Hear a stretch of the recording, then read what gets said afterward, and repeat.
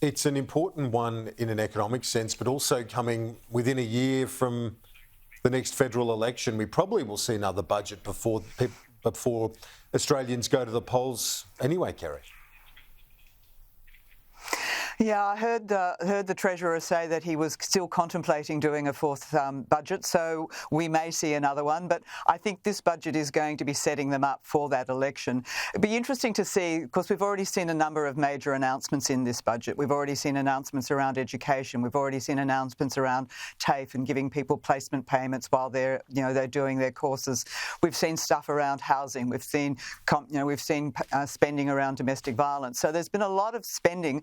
I think what the economists in particular will be looking for at this budget is to see where the savings are coming from, because, if it's all about spend, which is kind of how you almost expect pre-election budgets to be, without those savings, then we might find that those predictions in relation to inflation are at risk. So I think the economists in particular will be looking for where are the savings coming from. The consumers out there, the people out there, the voters out there will be seeing what is this budget going to do for their back pocket. Is it actually going to help them with those cost of living crisis that they're facing? And there has been suggestions from both the Prime Minister and Mr Chalmers that there will be more cost of living relief in this budget. So I'd be keeping a close eye on the spend, but as I said, the economists will be having a close eye on the save.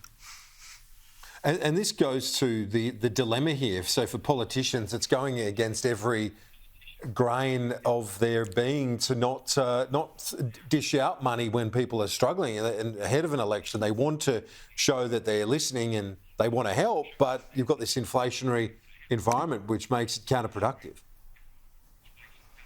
Yeah, which is why I think the government and people like the Katie Gallagher, the Finance Minister, have been emphasising in the pre-budget discussions about the fact that they're managing to save money.